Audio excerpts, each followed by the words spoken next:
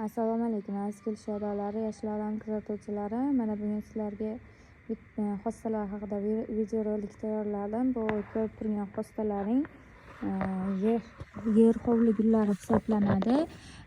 Bu xostalar -40 gradusgacha ham yerda sovuqqa chidaydi.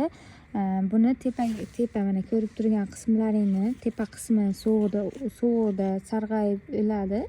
Keyin ildiz qismi yerda tagida o'shandek qoladi va bahorda yana shunaqa bo'lib, mana bahorda tez hozir chiqqaniga bir oy ham bo'lmadi, shu darajada katta bo'lib ketgan.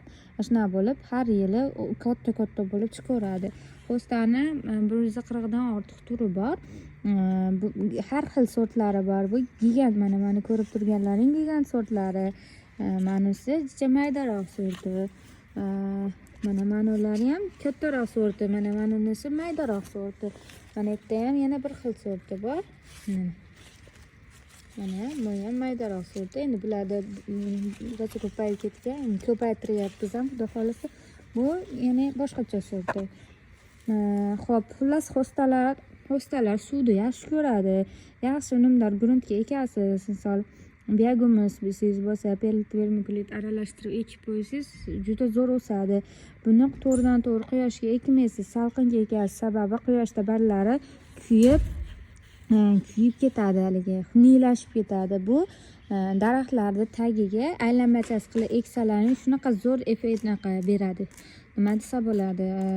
Manzara beradi. Xo'p, bu mana gigant sortlari yonidan detka berish sekin bo'ladi. Mana mayda sortlari tez beradi, tez detka beradi. Ashinisi bilan katta bo'ladi. Mana ham detkali. Manolari sekinroq beradi detka, lekin o'sha juda katta bo'lib o'sadigan sortlar. Mana hozir bunda ham ikkitadan mana yana tagida ham bor. Shunaqa, manunda ham ko'pgina, lekin mani ko'rib turganlaring bittadan ko'z.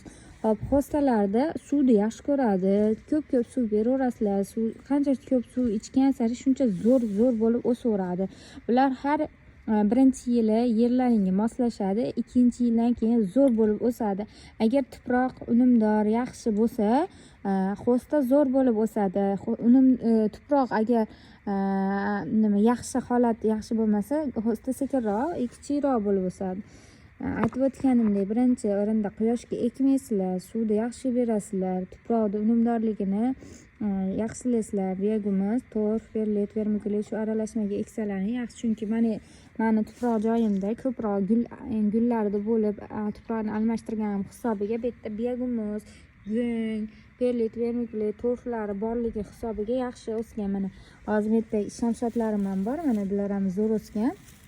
Shamshatlar haqida ham qisqacha aytib o'tib ketmoqchiman. Bular doimiy yam-yashil, yil 12 oy yam-yashil bo'lib turadigan butalar hisoblanadi.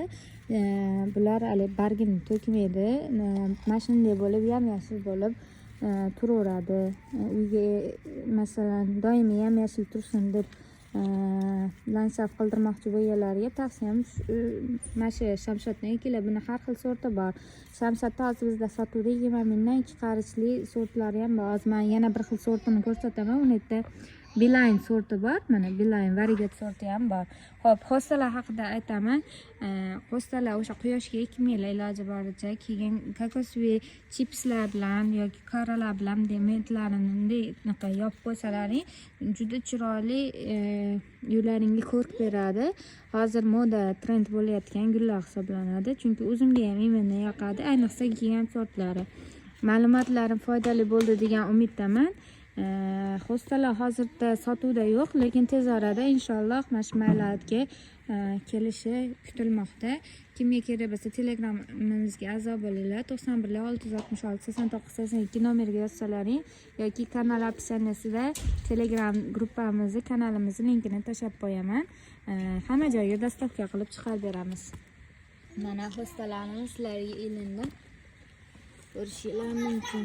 Bu yerda hozir 1 xil, 2 xil, 3 xil, 4 xil, 5 xil, 6 xil, 7 xil, yani 8 xil, 9 xil va naryoqda yana bitta sortimiz bor, 10 xil sorti bor ekan.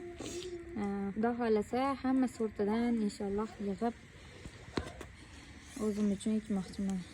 sog' bo'linglar, salomat bo'linglar. Ma'lumotlarim yoqqan bo'lsa, kanalimizga obuna bo'linglar, like bosinglar. Kommentariyada o'zingiz saqlagan yozib qoldirsalaring, bu biz uchun ko'tarinki ruh beradi. Yana ham ijod qilib sizlarga yangi yangiliklar qilishimizga yordam beradi. Rahmat, sog' bo'linglar.